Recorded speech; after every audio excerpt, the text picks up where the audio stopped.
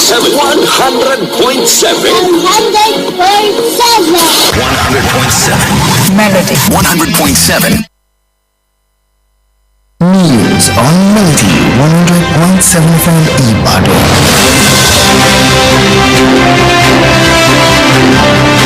News on Melody 100.7 FM. Reporting live from Melody 100.7 FM. 100.7 FM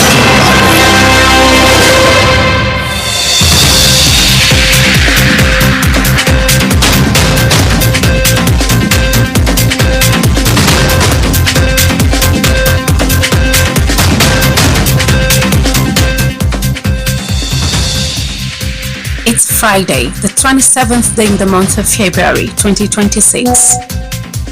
A beautiful afternoon to you. Welcome to Newsline and Melody 100.7 FM here in our United Kingdom studios.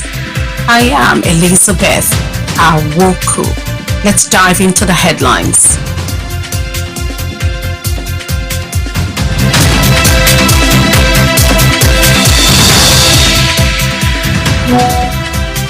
FG approves 21.6 billion naira for new NAMA headquarters in Abuja. Army NUJ move to deep in cooperation in Sokoto. FCCPC probes fixing by local airlines. And on the foreign scene, Pakistan bombs capital of Afghanistan, declares open war. And on sports news today, Rivers United and Enyimba make IFFHS World Top 500 Clubs ranking. Here is the news in detail, starting with national stories.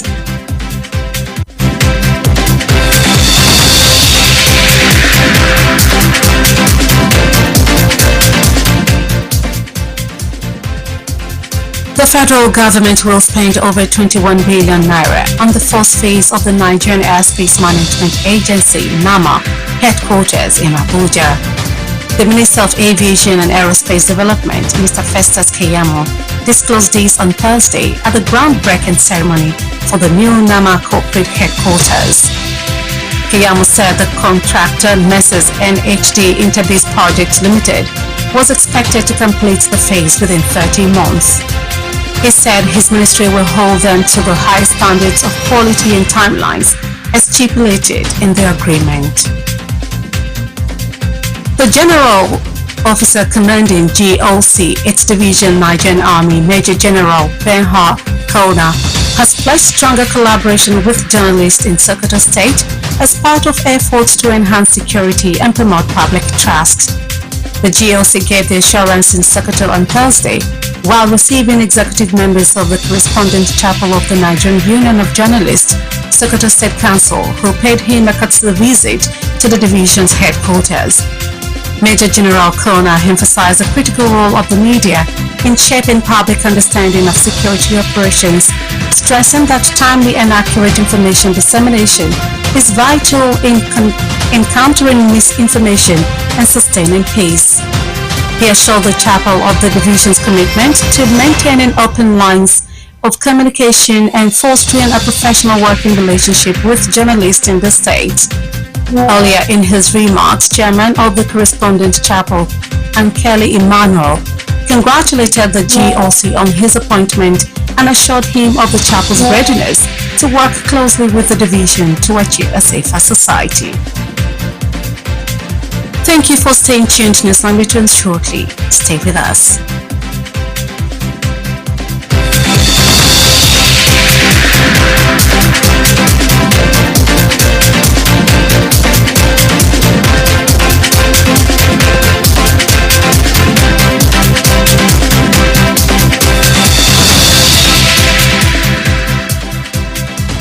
Welcome back to listening to Newsline and Melody 100.7 FM. Many thanks for staying with us.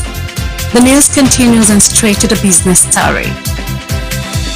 The Federal Competition and Consumer Protection Commission has uncovered patterns of price manipulation by some domestic airlines during the December 2025 festive season, raising fresh concerns about consumer exploitation and competition in Nigeria's aviation sector, according to an interim review released by the agency on Thursday. It said the development raised fresh concerns over consumer exploitation and market competition in Nigeria's aviation sector. The interim report released by the Commission's Department of Surveillance and Investigations followed an industry-wide probe announced in January. According to the report, preliminary analysis of data obtained from local airlines show that ticket fares during the festive peak were significantly higher than post-peak levels in January 2026, despite relative stability in key operating variables such as aviation fuel, government taxes, and foreign exchange. The Commission, in a statement signed by its Director of Corporate Affairs, Ondaje Ijago, said the forensic exercise compared domestic pricing trends during the December festive rush with subsequent fare levels. It's noted that the difference observed in ticket prices appeared to reflect airlines' discretionary pricing decisions rather than external cost pressures.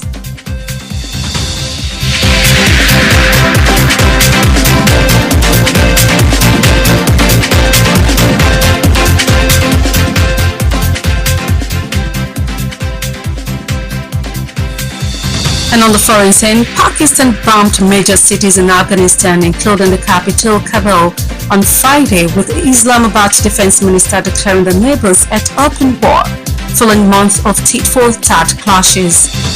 The newsmen in Kabul and Kandahar heard blasts and jets overhead until dawn as Pakistan launched airstrikes on the Afghan capital and the southern power base of the Taliban authorities. Pakistan's latest operation came after Afghan forces attacked Pakistani border troops on Thursday night over earlier airstrikes by Islamabad. Relations between the neighbors have plunged in recent months, with land border crossings largely shut since deadly fighting in October that killed more than 70 people on both sides. And straight to the entertainment news. Nigerian music producer SARS has shed light on why earnings from music streaming are significantly lower in Nigeria compared to the United States and other Western nations. Speaking during a recent podcast appearance, SARS revealed that generating 1 million streams on Spotify in the United States can bring in between $3,000 and $5,000. In contrast, the same number of streams in Nigeria yields only about $300 to $500, even though promotional and marketing expenses remain nearly the same in both regions. He attributed this wide gap in revenue to economic factors, explaining that subscribers in Western countries pay higher subscription fees due to stronger economies. According to him, although Nigerians are passionate about consuming music, many cannot afford premium streaming subscriptions, which ultimately reduces the financial value of streams coming from the country compared to those from Western markets.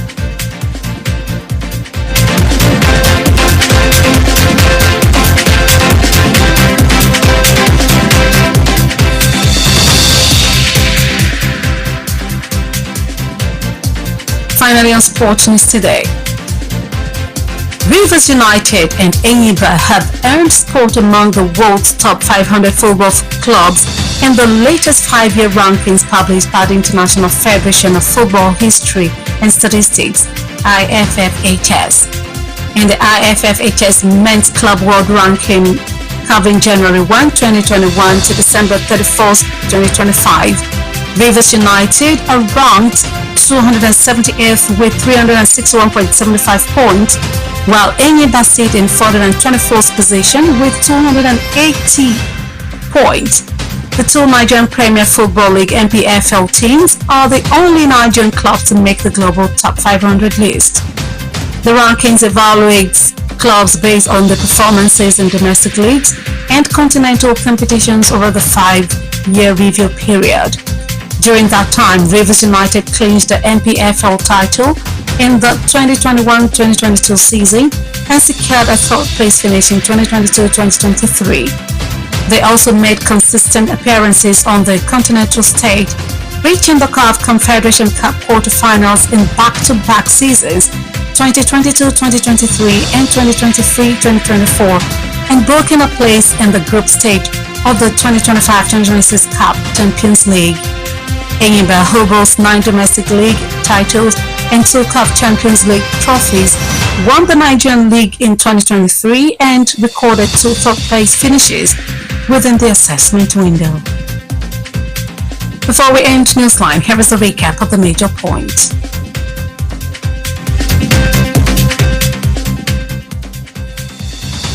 FG approves 21.6 billion naira for new NAMA headquarters in Abuja. Army NUJ move to deepen cooperation in Sokoto.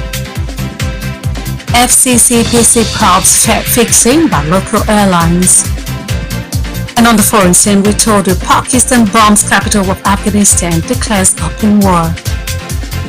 And on sport news, we also told you Rivers United and Enyimba make IFFHS World Top 500 Club ranking. We've come to the end of Newsline and Melody 100.7 FM. Kindly join us on all our social media platforms for more news stories and excellent programming. Newsline was compiled and produced by Kudirat Hakim Apampa and Babala Egunfemi, edited by Iyitayo Olushala. My name is Elizabeth Awoku.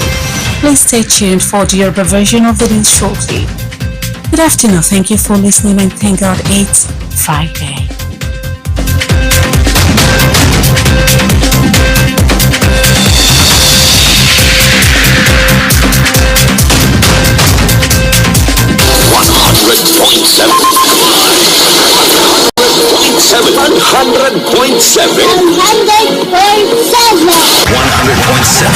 Melody 100.7.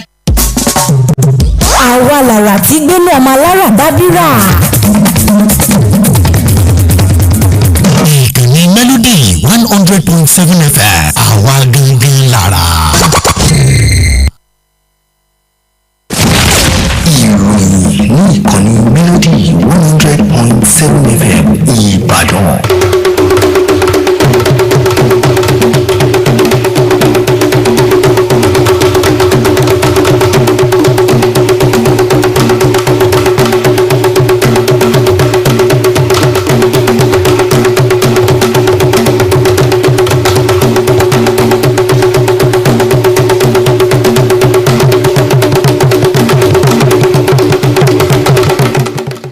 Mo kí yín ẹ káàsán àsìkò ọ̀la Jímọ̀ ọ̀pọ̀ rẹ̀ láòṣe o. Àkójọpọ̀ ìròyìn ló ń dé sí etí ìgbọ̀nyìn láti ìkànnì Melody 100.7 FM Ìbàdàn. Adenike Adesoye lóníròyìn yìí ṣáájú ẹgbẹ́ kókó oníròyìn náà.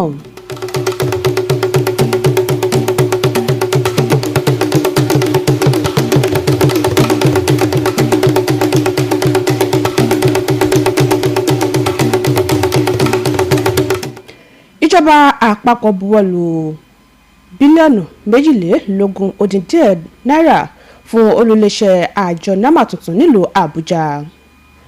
Iléeṣẹ́ ológun àti ẹgbẹ́ NUJ gbé ìgbésẹ̀ láti túbọ̀ jẹ́ kí àjọṣepọ̀ wọn kó gúnmọ́ sí ní ìpínlẹ̀ Sokoto. Àjọ FCCPC ṣe ìwádìí lórí ìlànà tí wọ́n fi ń gbé owó ìrìnnà ọkọ̀ òfurufú lábẹ́lé kalẹ̀. Nílẹ̀ òkèrè, ilẹ̀ Pakistan yin àdólò lólùlò ilẹ̀ Afghanistan tó sì kéde ìṣíde ogun. Lábala eré ìdárayá, ikọ̀ Rivers United àti Enyimba wà láàrin ẹgbẹ́ agbábọ́ọ̀lù 500 tó dáa jùlọ lágbàáyé lórí àtẹ ìgbéléwọ̀n àjọ IFFHS. Ìròyìn rèé lẹ́kùnrẹ́rẹ́.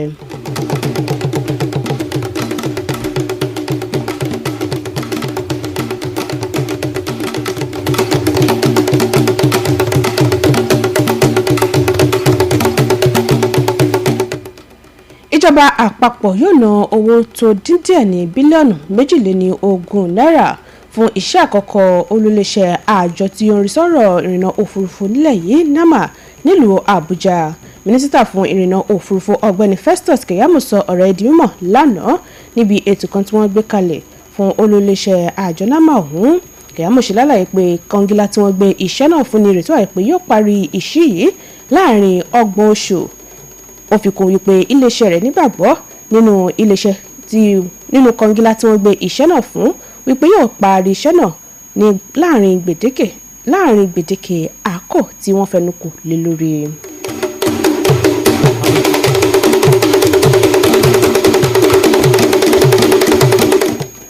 ẹ̀wẹ̀ ọ̀gá àgbà ológun ẹ̀ka kẹjọ ọ̀gágun Bemka Kogna ti jẹ́jẹ́ àjọṣepọ̀ tí ó gúnmọ́ pẹ̀lú àwọn oníròyìn ní ìpínlẹ̀ Sokoto gẹ́gẹ́ bí ara akitiyan láti rí dájú pé ètò ààbò tuntun káàkiri ìpínlẹ̀ ọ̀hún. ọ̀gá ológun náà ni ó sọ̀rọ̀ ìdánilójú yìí nílùú Sokoto lánàá láàkó tó ń tẹ́wọ́ gba ìgbìmọ̀ aláṣẹ ẹgbẹ́ àwọn oníròyìn tàwọn oníròyìn tó ń ṣojú ọ̀kanòjọ̀kan ìwé ìròyìn tàbí iléeṣẹ́ ìròyìn míì ní ìpínlẹ̀ Sokoto èyí tó ṣe àbẹ̀wò ẹ̀ńlẹ́mbẹ̀ sí ní olúléeṣẹ́ ológun ọ̀hún. ọ̀gágun Kogna tẹnumọ́ pàtàkì àwọn iléeṣẹ́ ìròyìn nínú rírí dájú pé àwọn aráàlú ní àgbọ́yé ìṣọwọ́ṣiṣẹ́ ètò ààbò pẹ̀lú àlàyé wípé ó ṣe pàtàkì láti máa jábọ̀ ìròyìn bó ti tọ́ àti bó ti yẹ láàkó tó yẹ lójú náà ti fi òpin sí ìròyìn ẹlẹ́jẹ̀. ó fi dá ẹgbẹ́ àwọn oníròyìn ọ̀hún lójú wípé ẹ̀ka iléeṣẹ́ ológun náà ti ṣetán láti fi àǹfààní sílẹ̀ fún ìbáraẹnisọ̀rọ̀ àti àjọṣepọ̀ tí ó gúnmọ́ pẹ̀lú àwọn oníròyìn káàkiri ìpínlẹ̀ ọ̀hún. ṣáájú nínú ọ̀rọ̀ rẹ̀ alága ẹgbẹ́ àwọn oníròyìn náà Ankele Emmanuel kí ọ̀gá ológun náà kú oríire lórí ìyànsípò rẹ̀ pẹ̀lú ìdánilójú wípé ẹgbẹ́ àwọn oníròyìn ọ̀hún ti ṣetán láti ṣiṣẹ́pọ̀ pẹ̀lú rẹ̀ fún ààbò àwọn aráàlú.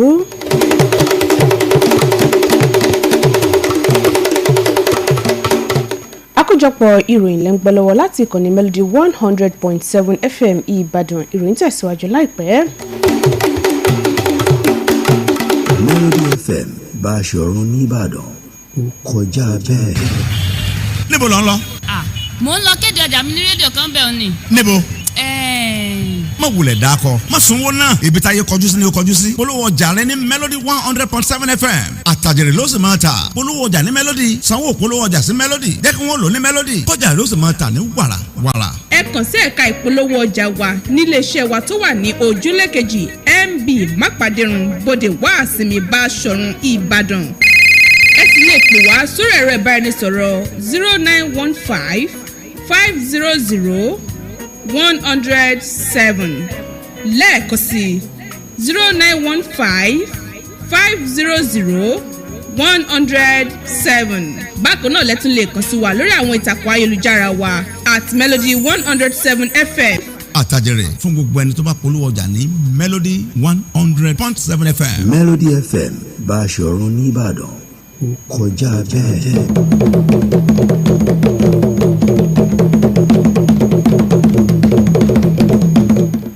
ẹ káàbọ̀ padà àkójọpọ̀ ìròyìn tẹ̀ síwájú. lábala okòwò àjọ tó ń rí sí dídáàbòbò ẹ̀tọ́ àwọn oníbàárà lórílẹ̀‐èdè yìí FCCPC ti ṣiṣọ́ lójú ìṣọwọ́ tí wọ́n fi gbówó lé owó ọkọ̀ ìrìnnà òfurufú láàrin oṣù kejìlá ọdún 2025 tó sì kọminú lórí bí wọ́n ṣe lọ́ àwọn oníbàárà ní ọwọ́gbà pàápàá jùlọ lẹ́ka ìrìnnà òfurufú ilẹ̀ yìí gẹ́gẹ́ bí ààbọ̀ tí àjọ òǹfilédè lánàá ṣe sọ di mímọ̀. ààbọ̀ ọ̀hún èyí tí ó jẹyọ látọ̀dọ̀ ẹ̀ka tí ó ń rí sí ṣíṣe ìwádìí nínú àjọ náà wáyé lẹ́yìn ìwádìí tí wọ́n bẹ̀rẹ̀ sí ní ṣe ní oṣù kìíní gẹ́gẹ́ bí ààbọ̀ náà ṣe fi léde. ìwádìí tí wọ́n kọ́kọ́ ṣe fi hàn wípé wọ́n gbé àlékún débá owó ọkọ̀ ìrìnnà òfurufú lábẹ́lé láàkó ọdún náà kọjá iye tí wọ́n ń gbé ọkọ̀ òfurufú lábẹ́lé ní oṣù kìíní ọdún 2026 bó tilẹ̀ jẹ́ pé àwọn nǹkan tí wọ́n ṣàmúlò bíi epo ọkọ̀ òfurufú owó orí ìjọba àtàwọn nǹkan míì wà bí ó ṣe wà tẹ́lẹ̀.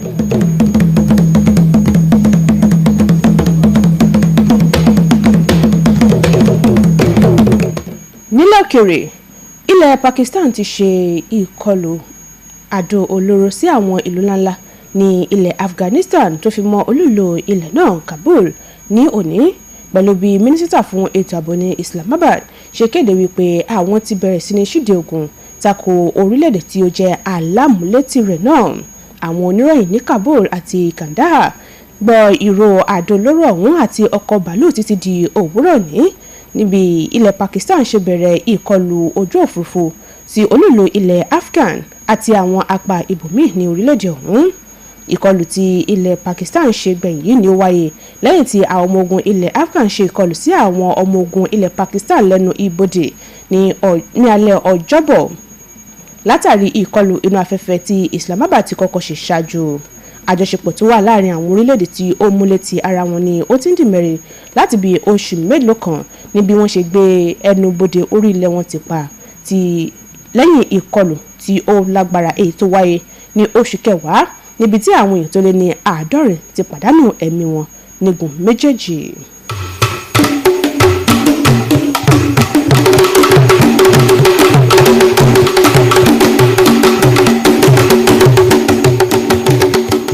nínú ìròyìn amúlùdùn gbajúgbajà agbórinjáde kan lórílẹ̀‐èdè Nàìjíríà SARS ti tàn mọ́lẹ̀ sí ìdí tí ó fi jẹ́ wípé owó tí wọ́n ń pa láti bí gbígbé orin sórí àwọn ìtàkùn ayélujára kéré jọjọ ní orílẹ̀‐èdè Nàìjíríà lẹ́gbẹ̀ẹ́ iye tí wọ́n ń pa nílẹ̀ Amẹ́ríkà àtàwọn orílẹ̀‐èdè ilẹ̀ òkèrè míì. nígbà tó sọ̀rọ̀ lákò ìfọ̀rọ̀wérọ̀ SARS ṣe lálàyé wípé tí wọ́n bá gbé orin sórí ìtàkùn ayélujára tí àwọn èèyàn mílíọ̀nù kan sì gbọ́ lórí ìtàkùn Spotify nílẹ̀ Amẹ́ríkà, owó tí wọn yóò pa lórí irúfẹ́ ìgbésẹ̀ bẹ́ẹ̀ yóò wà láàrin $3 sí $5. Àmọ́ tó jẹ́ wípé tí iye òǹkà yìí kan náà bá gbọ́ orin ọ̀hún ní orílẹ̀-èdè Nàìjíríà, owó tí wọn yóò pa yóò wà láàrin $100 sí $500. Bó tilẹ̀ jẹ́ wípé owó tí wọ́n fi ń ṣe ìpolongo fún irú àwọn orin ọ̀hún wà bákan náà láwọn orílẹ̀-èdè méjèèjì. Olódì àlàfo láyé mọ ọ̀rọ̀ ètò ọrọ̀ ajé tó ṣe lálàyé pé àwọn tí ó ń gbọ́ orin ní àwọn ilẹ̀ òkèrè yìí ń san owó gọbọi látàrí wípé ètò ọrọ̀ ajé wọn dúró rè. Gẹ́gẹ́ bó ṣe sọ, bó tilẹ̀ jẹ́ wípé àwọn ọmọ orílẹ̀-èdè Nàìjíríà náà nífẹ̀ẹ́ sí gbígbọ́ orin àmọ́ tí wọn kò láǹfààní láti máa san owó gọbọi láti gbọ́ orin náà, tó sì ní èyí ń ṣe àkóbá lórí iye owó tí àwọn tó ń gbórin sórí ìtàkùn ayélujára ń pa wọlé.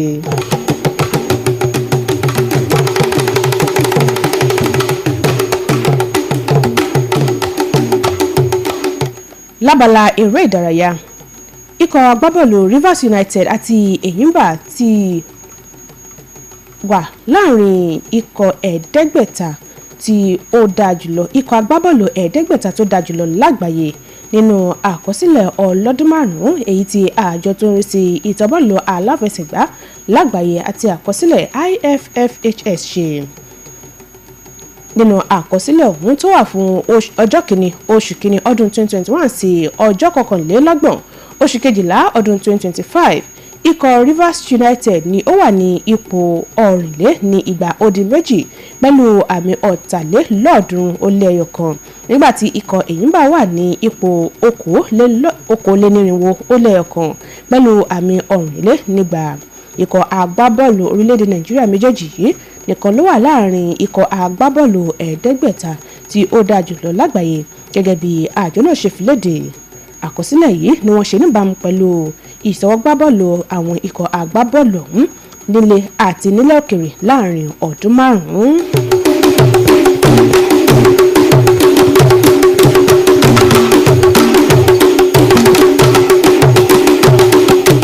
Ká tó mú ìròyìn wá sópin, ẹgbẹ́ àkókò tá a mẹ́nubà lẹ́ẹ̀kan sí i.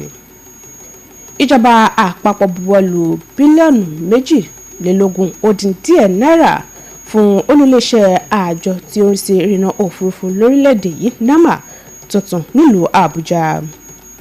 Iléeṣẹ́ ológun nípínlẹ̀ Sokoto àti ẹgbẹ́ NUJ ti ṣetán láì túbọ̀ fọwọ́sowọ́pọ̀ lójúnà àti jẹ́ kí ètò ààbò tuntun káàkiri ìpínlẹ̀ ọ̀hún. Àjọ tó ń rí sí dídáàbòbò ẹ̀tọ́ àwọn oníbàárà bẹ̀rẹ̀ sí ní ṣe ìwádìí lórí ìlànà tí wọ́n fi ń gbé owó ìrìnnà ọkọ̀ òfurufú kalẹ̀ lábẹ́lé. Nílẹ̀ òkèrè, àfitún létí pé ilẹ̀ Pakistan yin àdó olóró lólùlò ilẹ̀ Afghanistan tó sì kéde wípé àwọn ti bẹ̀rẹ̀ sí ní ṣíde ogun tako orílẹ̀-èdè tó jẹ́ alámúlétì wọn ọ̀hún. Lábala eré ìdárayá, àmọ́ àṣetìgbọ̀yìn wípé ikọ̀ Rivers United àti Enyimba ló wà láàrin ikọ̀ agbábọ́ọ̀lù ẹ̀ẹ́dẹ́gbẹ̀ta tó dáa jùlọ lágbàáyé gẹ́gẹ́ bí àkọsílẹ̀ àjọ IFFHS ṣe fi léde.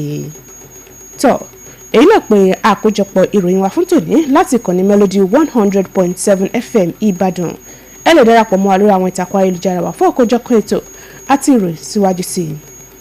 Kudirat Akeem Apampa àti Bọ́bọ́lẹ́gùn Fẹ́mi ló ṣe àkójọpọ̀ ìròyìn Èyítáyọ̀ Olúṣọlá lólóòtú ìròyìn Adenike Adesoye ló kà sétìgbọ̀yìn mo kí yín àkọọ́lá Jímọ̀.